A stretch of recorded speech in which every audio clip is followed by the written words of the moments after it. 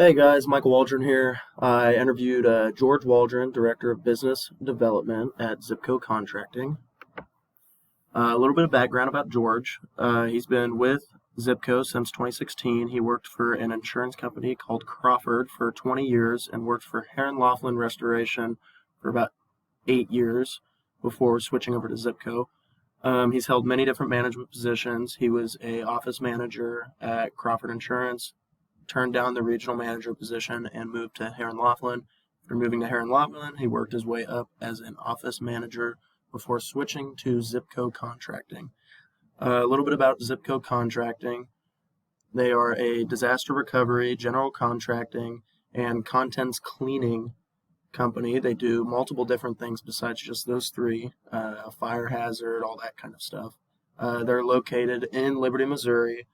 They have a branch that just opened up in Florida, or they are still working on it. I am not too sure, but I know they are also looking at opening up another branch somewhere in Iowa. Oh, went a little too far. Hold on. Okay. I asked George about what they look for when hiring employees. They want the potential candidate to fit the company culturally, care about doing the right thing, acknowledge and perform proper customer service, and who don't need to be micromanaged every second of the day. Fitting the company culturally is definitely something that's big. Just making sure that they can fit in with the company, work together, make things go over smoothly. They're not, an outlier, just do work by themselves. They are almost like good friends. They can fit in, not really make things awkward. They want them to care about doing the right thing, which is definitely important because you want ethical employees. You don't want them doing the wrong thing or, being greedy, just in it for the money, all that kind of stuff. Customer service is definitely a top priority, so it's good always finding those people who are very good at making sure the customer is satisfied and obviously not needing to be micromanaged and can do things on their own. Something he mentioned in the interview, he stated, "I can teach anyone how to do a job, but I cannot teach them to care about doing a good job." Moving on, I asked what strategies that they use to measure performance. Obviously, they don't produce the product or sign people up. That's at least him and his business development department. They do more digital marketing, website, and sales. Oh my gosh, tongue twister. Sales sheets. So the digital marketing, website, all that stuff can lead into more contracts by generating more people to come to the website, which leads to higher performance, which then can lead to business growth. And based on business growth, they're given bonuses. So obviously, they measure their performance based on what they can do for the website, for the company, just, making it known to other people so those potential customers can find interest in Zipco and end up using it, leading to more jobs, more contracts. The organizational structure of Zipco, it's pretty general, around 60 employees, 30 of them in the field, about 30 of them in the office. All of them report to the Vice President of Operations, Brett Clem. All estimators and project managers do the exact same thing, which is also what my dad has to do. He reports to the Vice President of Operations. They meet weekly for about an hour to discuss projects and potential customers. That's the whole office would do that while the field members are out working. The team is responsible for their own success.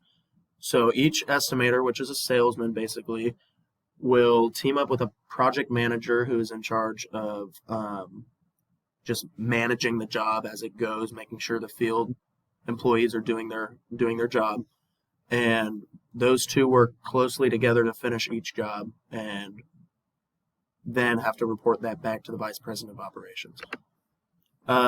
Moving on to characteristics for a good manager and what George thinks his strengths and weaknesses are. Some qualities that George mentioned that he's noticed over the years for the different managers he's had before he was a manager is just treating people fairly and consistently and being able to adapt to the environment. If your employees come in and they're upset or maybe they're all having a bad day. Your team members, sorry, are having a bad day. Then you obviously, need to come in and put a smile on their face, not come in and play bad cop.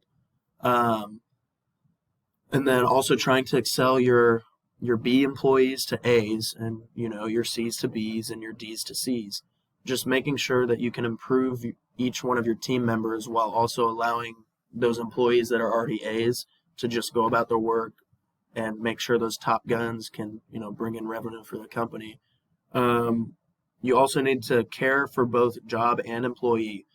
So ethically speaking, you need to accept the employee's wants and needs while also caring for the job. So you can't lose sight of what you need to do for the job, but you also can't just, throw an employee to the side just for the sake of a job or a contract. So moving into his strength, when he's been an office manager, he always said that he was fair to his employees, but he was also strong. Strong meaning that if someone was not doing a very good job, he would ultimately let that person go if you're not performing.